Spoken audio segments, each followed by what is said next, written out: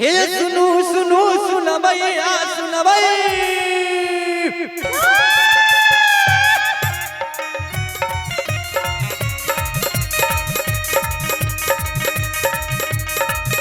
सुनो सुनो सुन भैया यो सुन भाई गाँव के बाबू यो भैया यो सुन भाई माय बहिना यो ध्यान से सुन भाई भक्ति बात पर मत सुन भाई परवर लीला ये बाबा रचल के दुनिया बाबा संसार में रचल के नहीं देवता बज भैया चाहिए नहीं देवता सुन भैया के चाहिए नहीं देवता है यो एमपी के चाहिए नहीं देवता यो विधायक के चाहिए नहीं देवता है यो जज के चाहिए नहीं देवता कलेक्टर के चाहिए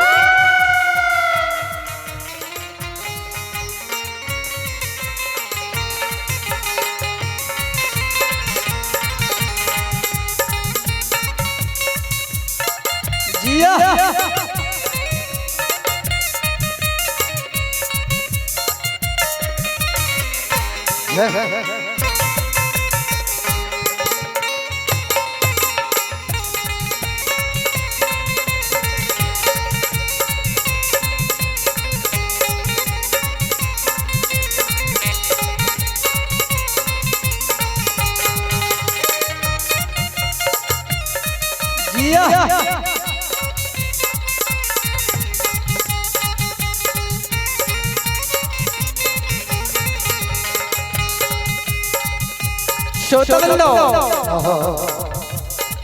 धर्मराज निवास महावीर पूछे सरकार सरकार ने हाथ देवता ने भगता ने बजियार बाबा ने गबैया ने बजबैया सरकार एकरो लोट संसार में चाहिए के करो कर छिए ठाकुर जी कल के यो महावीर जी ऐ संसार में जे भगत लोग कथा करवाबै है जे दूर दूर से गबैया बजबैया मंगबैए ओकरा दुआर के हम अनुप में जवान बने महावीर जी आये भगती है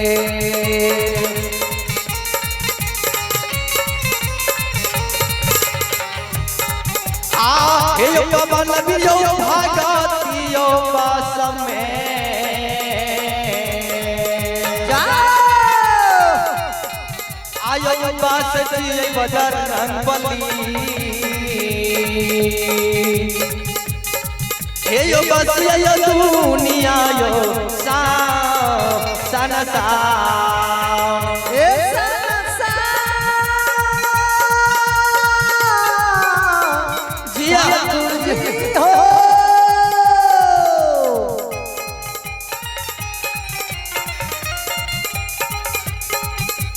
हे यो पवन बिना भक्ति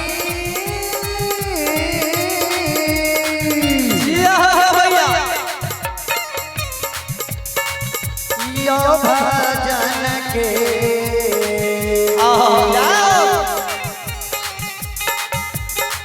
राशि लगायो पवन भी ये घूमै छी दुनिया यो सनयो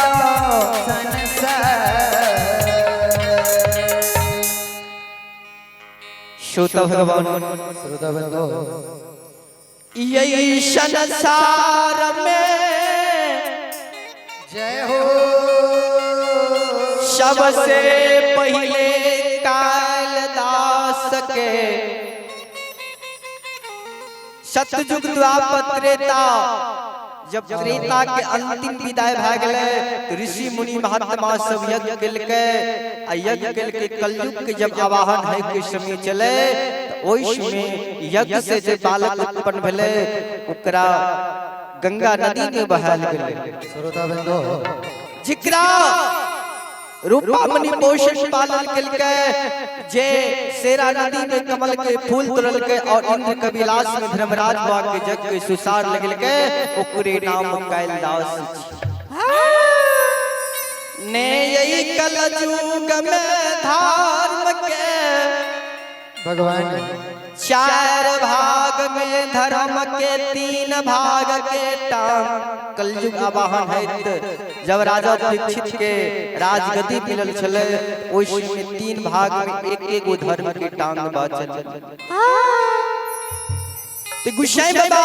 ऐ कलयुग में धर्म के लीला रचे के लिए सबसे पहले बाबू कैलाश के निर्माण किलको। दोषार भगता भगवान हो ज्योति बाबा के निर्माण गोसाई बाबा पोपीपुर नगरी में लिखो। धर्मराज बाबा कीर्तानंद पासवान द्वारा ज्योति बाबा के पोषण पालन भेला। कीर्तानंद पासवान के पुत्र कहे ई गोसाई बाबा ज्योति पजियार के 12 मिनट के बदला 12 वर्ष बन के दिल लिख दिल का 1-2 दिन नहीं 1-2 सप्ताह नहीं 1-2 मास नहीं 1-2 वर्ष नहीं 12 वर्ष बन के दिल की गोसाई बाबा ने। दोषार भगता उज्जैनीपुर में बाबा उदेशौ के बनल का भगवान जिकरा गोसाई बाबा 1000 बीघा जमीन कोढ़िया बालू में से सरसों के तेल दिल का अब बिना बरद के कोल गोसाई बाबा उज्जैनीपुर में घुमैल का। ठाकुर जी हो ओहो उदय पजियार के पटना देहुरी में नैप के मंजूषा बना गनी के दीक्षा गोसाई बाबा पटना दरबार में ले ओकरो कोनो सखा संतानी गोसाई बाबा नहीं हुआ। भगवान तेसार भगता मुकमापुर में बाबा यंदू पजियार बनल। भगवान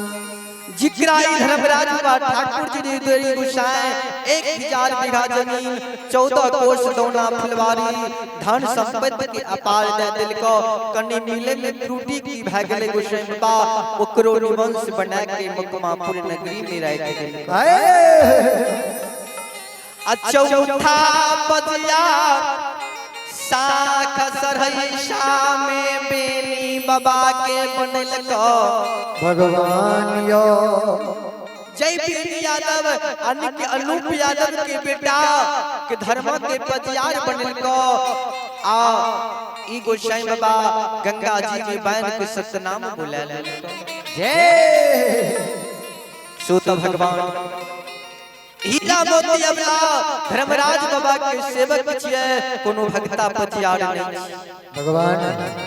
भक्तराज हरिया धर्मराज बाबा के सेवक छिए लेकिन पजियार नहीं। श्रोता बिंदु गंगा घाट में जय हो 4 गो वरदान बाबा बेनी जद बनसी सतनाम बोलै से पहले गोसाई बाबा से मांगनी। कौन यो खलकी गोसाई बाबा ठाकुर जी ओई सब पर हम सतनाम बोलबा कि माय बन्नी जगदम्बा के कलसा